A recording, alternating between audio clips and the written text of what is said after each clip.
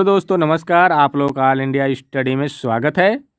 आइए आज हम पढ़ेंगे यूपी टेट का ईवीएस। आज का प्रैक्टिस सेट 9 है जो अति महत्वपूर्ण है, जो प्रत्येक क्वेश्चन पेपर में पूछे जाते हैं।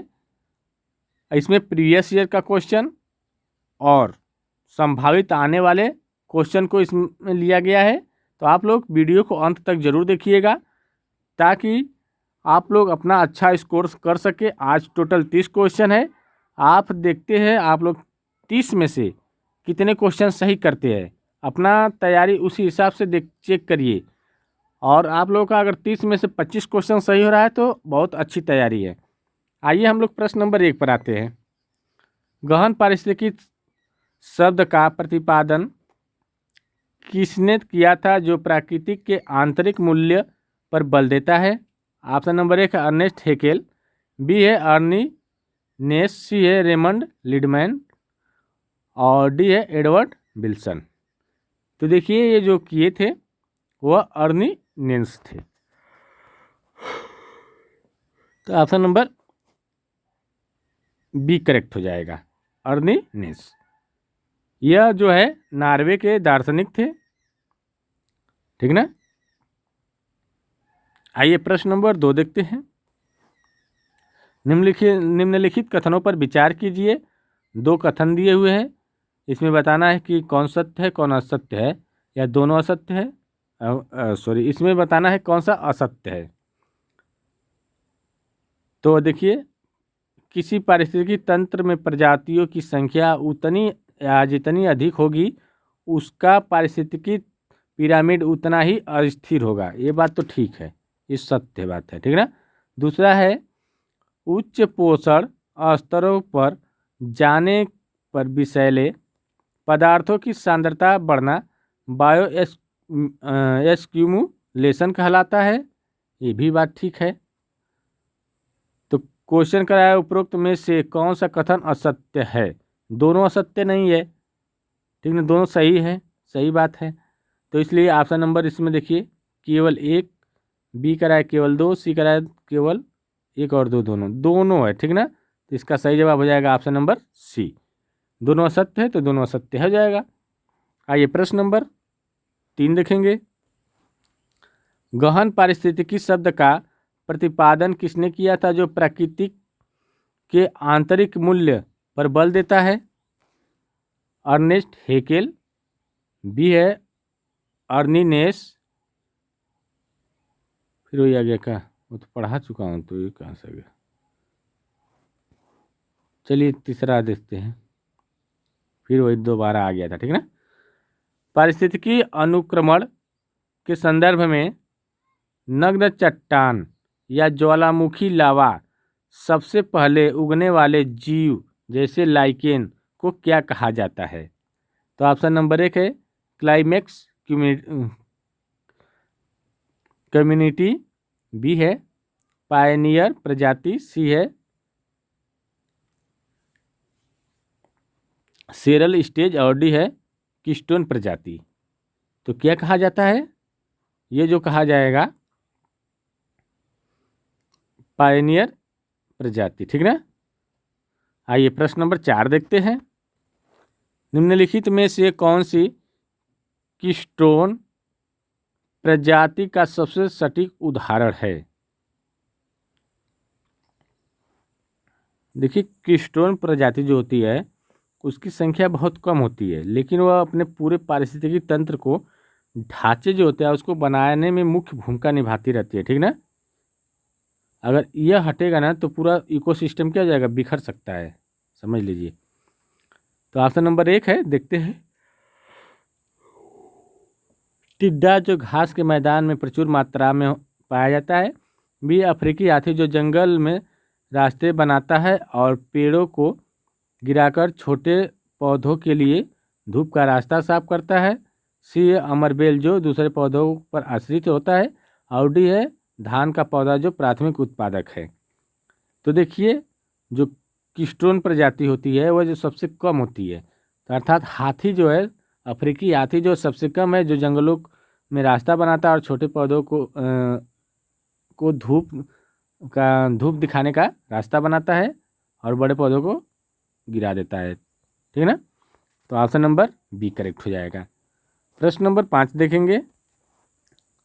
आर्द्र आर्द्र भूमियों की संरचना से संबंधित मॉन्ट्रिक्स रिकॉर्ड क्या है? तो ऑप्शन नंबर 1 है दुनिया की सबसे पहले या करा दुनिया की सबसे बड़े तालाबों की सूची। बी है उन अंतर्राष्ट्रीय महत्व की रामसर साइट की सूची जहां मानवीय हस्तक्षेप के कारण पारिस्थितिकी स्वरूप में परिवर्तन हो चुका हो या हो रहा है। सी है केवल समुद्री तटीय क्षेत्रों का डेटाबेस। और डी है विलुप्त हो रहे जलीय पौधों की लाल सूची। तो देखिए इसका सही जवाब क्या हो जाएगा। उन अंतर्राष्ट्रीय महत्व की रामसर साइट की सूची जहां मानवीय हस्तक्षेप के कारण पारिस्थितिकी स्वरूप में परिवर्तन हो चुका या हो रहा हो। तो ऑप्शन नंबर बी करेक्ट हो जाएगा इसका। आइए प्रश्न नंबर अगला देखते हैं। कार्बन क्रेडिट की अवधारणा निम्नलिखित में से किस अंतर्राष्ट्रीय समझौते से उत्पन्न हुई है? ऑप्शन नंबर 1 है पृथ्वी शिखर सम्मेलन रियो 1992। बी है क्योटो प्रोटोकॉल 1997। सी है मॉन्ट्रियल प्रोटोकॉल 1987। डी है वियना कन्वेंशन 1985। तो देखिए इसका जो सही जवाब क्या हो जाएगा कार्ड क्रेडिट की अवधारणा से, ठीक ना। जो अंतर्राष्ट्रीय समझौते हुए हैं वह क्योटो प्रोटोकॉल, ठीक ना, 1997। आइए प्रश्न नंबर 7 देखेंगे। ई कचरे को सुरक्षित सीमा पर आंदोलन और उसके निपटने को विनियमित करने के लिए कौन सी अंतर्राष्ट्रीय संधि की गई है? Basel convention, Stockholm convention, Rotterdam convention, Cartagena protocol. तो देखिए ये जो की गई है Basel convention, option number 1 correct हो जाएगा। प्रश्न नंबर 8 देखेंगे। राष्ट्रीय वायु गुणवत्ता सूचकांक की गणना में निम्नलिखित में से किस गैस को शामिल नहीं किया जाता है? तो ऑप्शन नंबर 1 है sulphur dioxide, ozone, carbon dioxide, nitrogen dioxide. तो ये देखिए जो नहीं किया जाता है कार्बन डाइऑक्साइड। तो ऑप्शन नंबर सी करेक्ट हो जाएगा, ठीक ना। आइए प्रश्न नंबर 9 देखेंगे। बायोकेमिकल कचरे अस्पताल के अपशिष्ट जैसे कटी हुई सुइयां, मानव अंग आदि को नष्ट करने के लिए किस तकनीक का उपयोग सबसे सुरक्षित माना जाता है जिसमें अत्यधिक उच्च तापमान पर कचरे को जलाया जाता है? ऑप्शन नंबर 1 है लैंड फिलिंग, मिट्टी में दबाना कहा जाता है जिसको। बी है इंसिनरेशन जिसको बोला जाता है भस्मीकरण। और सी है पायरोलिसिस। और डी है कंपोस्टिंग। तो देखिए क्या हो जाएगा, जो अस्पताल में अपशिष्ट जैसे कटी हुई सुइयां होती है, मानव का अंग होता है, ठीक ना, तो इसको जलाया जाता है अत्यधिक उच्च ताप पर कचरे में को जलाया जाता है। इसका मतलब है क्या किया जाता है, इसको बोला जाएगा इंसिनरेशन बोला जाएगा, ठीक ना, या भस्मीकरण, ठीक ना, भस्म कर दिया जाता है इसको। प्रश्न नंबर 10 देखेंगे। थोड़ा पेपर जो है ये क्वेश्चन का लेवल हार्ड है, तो थोड़ा सा आप लोग बेहतर से समझिएगा। निम्नलिखित में से कौन सा अधिकार भारतीय संविधान के अनुच्छेद 21 प्राण और दैविक स्वतंत्रता का अधिकार के व्यापक दायरे में शामिल माना गया है? देखिए प्रदूषण मुक्त जल और वायु में जीने का अधिकार, ठीक है, ये तो माना ही गया है, ठीक है।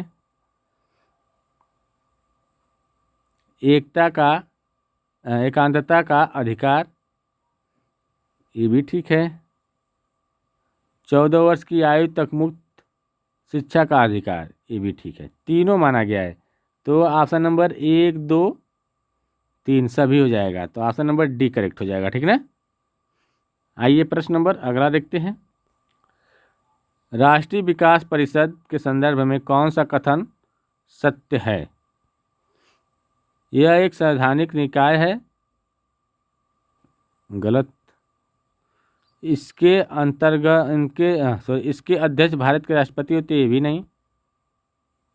सी है सभी राज्यों के मुख्यमंत्री और केंद्रीय कैबिनेट मंत्री इसके सदस्य होते हैं। ठीक बात है, ठीक ना। आइए प्रश्न नंबर 12 देखते हैं। सरकारी योजना और पूंजी आयोग का संबंध भारतीय राज्य व्यवस्था के किस क्षेत्र से है? चुनाव सुधार, बी है केंद्र राज्य संबंध, सी है पंचायती राज व्यवस्था और डी है मूल अधिकारों का संशोधन। तो ये देखिए जो है केंद्र राज्य संबंध से है, ठीक ना। जो सरकारी आयोग और पूंजी आयोग का जो संबंध है वो केंद्र राज्य सरकार से संबंधित है, ठीक ना। आइए प्रश्न नंबर 13 देखेंगे। संसद के किसी सदस्य की योग्यता या अयोग्यता से संबंधित विवाद जैसे लाभ का पद पर अंतिम निर्णय कौन लेता है? सर्वोच्च न्यायालय, निर्वाचन आयोग के परामर्श पर राष्ट्रपति, भारत के राष्ट्रपति, सी है लोकसभा अध्यक्ष, डी है भारत के मुख्य चुनाव आयुक्त स्वतंत्र रूप से। तो देखिए ये जो लेते हैं निर्वाचन आयोग और के परामर्श पर भारत के राष्ट्रपति, ठीक ना। तो ऑप्शन नंबर बी करेक्ट हो जाए। अगला क्वेश्चन देखेंगे। भूमध्य रेखीय जलवायु क्षेत्र की मुख्य विशेषता क्या है? तो ऑप्शन नंबर 1 है पूरे वर्ष अत्यधिक ठंड और शुष्क मौसम, बी है दोपहर के बाद प्रतिदिन संवहनीय वर्षा और पूरे वर्ष उच्च तापमान, सी है स्पष्ट रूप से केवल 2 ऋतुएं अत्यधिक गर्मी और अत्यधिक ठंडी सर्दी, और डी है शीतकाल में भारी वर्षा और ग्रीष्मकाल सूखा। तो देखिए इसका जो सही जवाब क्या हो जाएगा? दोपहर के बाद प्रतिदिन संवहनीय वर्षा और पूरे वर्ष उच्च तापमान, ठीक ना।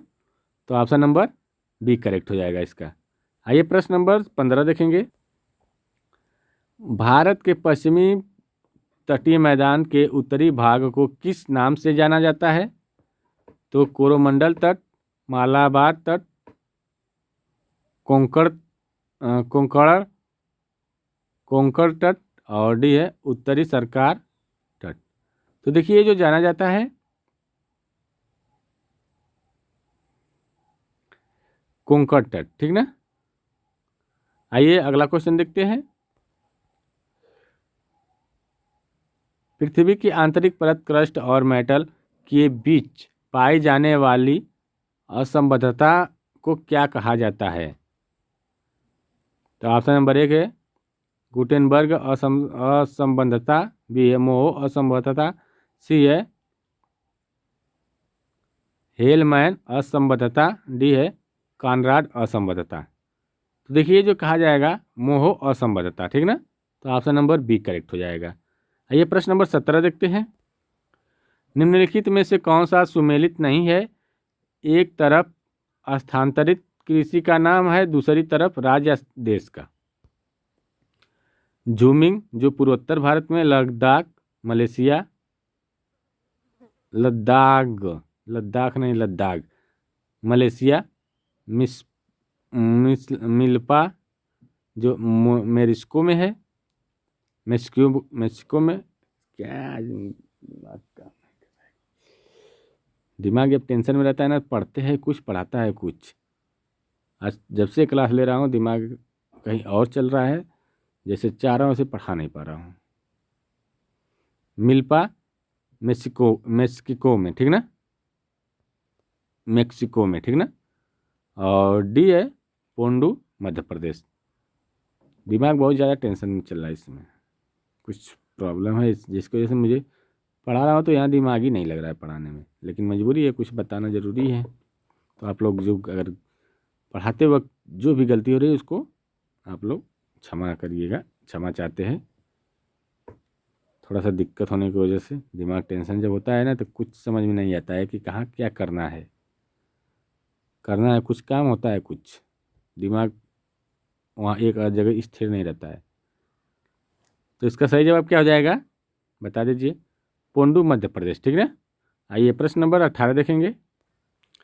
प्रकाश संश्लेषण के दौरान होने वाली प्रकाशीय अभिक्रिया और अप्रकाशीय अभिक्रिया कोले क्लोरोप्लास्ट क्लोरोप्लास्ट के किन भागों में क्रमशः संपन्न होती है।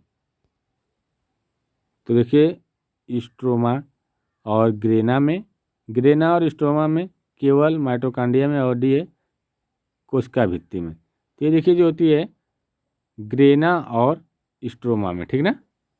आइए प्रश्न नंबर 19 देख लेते हैं। आज बीसी क्वेश्चन कराएंगे, दिमाग काम नहीं कर रहा है मेरा, बहुत टेंशन में है, ठीक ना। तो जो गलत पढ़ाने से कोई मतलब नहीं, गलत बोला जा रहा है, जो बोलना है क्या बोला जा रहा है कुछ और, जिससे दिक्कत होगी आप लोगों को भी। हमारे शरीर में सहानुभूति तंत्रिका तंत्र के सक्रिय होने पर क्या प्रभाव पड़ता है। तो देखिए हृदय की धड़कन मंद हो जाती है और लार का स्राव बढ़ जाता है, हृदय की धड़कन बढ़ जाती है और आँख की पुतलियाँ फैल जाती है और पाचन क्रिया धीमी हो जाती है। तो ये बात बिल्कुल बी वाला करेक्ट हो जाएगा, ठीक ना। प्रश्न नंबर 20 है, जीन थेरेपी या आनुवंशिकी इंजीनियरिंग में वो किस तकनीक को आणविक कैंची कहा जाता है जो डीएनए को अपशिष्ट या विशिष्ट स्थानों पर काटने का काम करती है। तो देखिए जो कहा जाता है रेजिस्ट्रेक्शन इंडोन्यूक्लियेज एंजाइम, ठीक ना। तो देखिए यहीं तक रहने दे रहा है, मुझे आज दिमाग डिस्टर्ब है। तो मिलते हैं कल, तब तक के लिए नमस्कार। जो भी पढ़ने में गलती आज हुई है उसको आप लोग क्षमा करिए।